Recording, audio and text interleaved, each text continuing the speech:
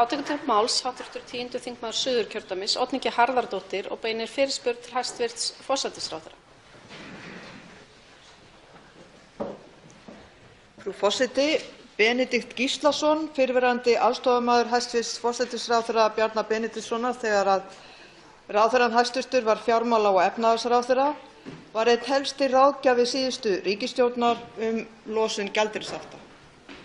Eitt af því sem fólst í vinnu Benedikts var að koma að gerð stöðugleikaskilyrða, reglna hvernig kröfuhafar föllnu bankanna geta farið með 100 milljarða króna eignir sínar frá Íslandi.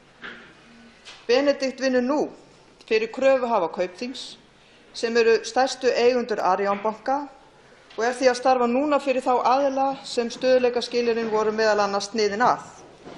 Benedikt Gíslason segir í samtali við Fréttatímann á dögunum að hann hafi fengið starfstilboð frá eignarhaldsfélaginu Kaupþingi ehf. Síðastliðið haust og hann hafi þegið það, og segir að trúnaður gildi samningssamband hans við Kaupþing í skriflegu svari, en Benedikt lét af ráðgjafarstörfum fyrir fjármála- og efnahagsráðuneytið í júní í fyrra. Benedikt bundinn trúnaði við Kaupþing, en hann bundinn trúnaði þá vitneskju sem hann aflaði sér sem ráðgjafi og aðstoðarmaður fjármála- og efnahagsráðherra? Ég spyr hæstv. forsætisráðherra það og við hvern ráðningarsamband Benedikt var þegar hann vann sem ráðgjafi fyrir ríkisstjórnina í verkefnum tengdum losun hafta. Var honum ekki gert óheimilt í þeim ráðningarsamningi að vinna fyrir gagn aðilanna nema að einhverjum tíma liðnum, og hversu langur var þá sá tími? Benedikt hefur sjálfur neitað að svara því hvort hann sé vanhæfur til að starfa fyrir kröfuhafana. Hvert álit hæstv. forsætisráðherra á því? Þá tekur til máls hæstv. forsætisráðherra Bjarni Benediktsson. Virðulegi forseti.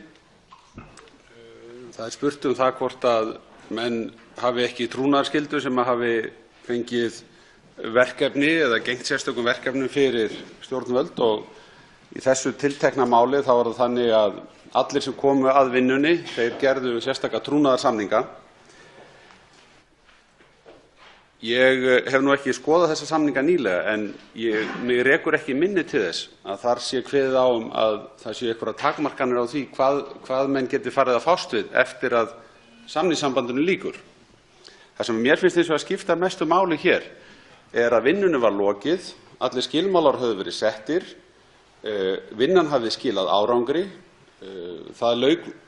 verkefninu lauk með því að slitabúin gátu gengið frá uppgjöri sínu, og meðal þess sem sneri að Kaupþingi sérstaklega var að félagið gaf út sérstakt skuldabréf sem var háð skilmálum. Þessi skilmálar hafa legið fyrir lengi, ekkert trúnaðarmál varðandi efni þeirra, og í sjálfu sér á ég mjög erfitt með að sjá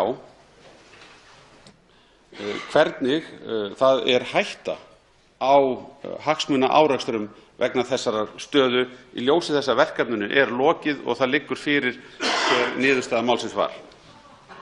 Þá tekur til máls að nýju hv. 10. þingmaður Suðurkjördæmis, Oddný G. Harðardóttir.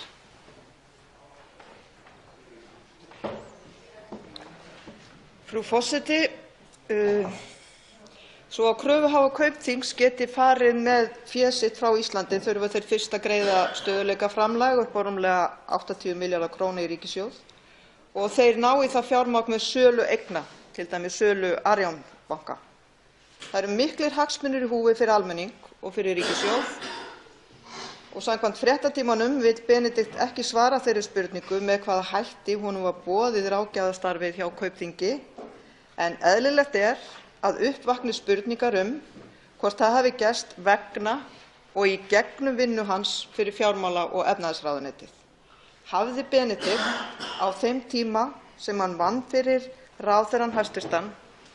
Og ráðuneytið aðgang að trúnaðarupplýsingum, t.d. varðandi samningsmarkmið Íslands, útfærslur og tímasetningar?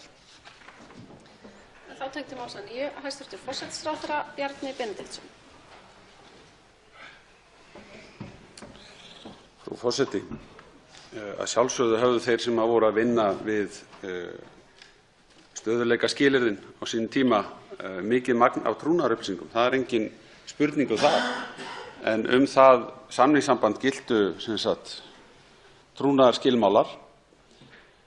Mér er ekki ljóst hverju þingmaðurinn er að velta hér upp og ég ætla ekki að láta setja mig í þá stöðu að gerast einhver sérstakur talsmaður starfsmanns Kaupþings, enda er engin ástæða til þess. Hins vegar situr eftir sú spurning sem að hv. þingmaður hefur hér dálítið í reyk.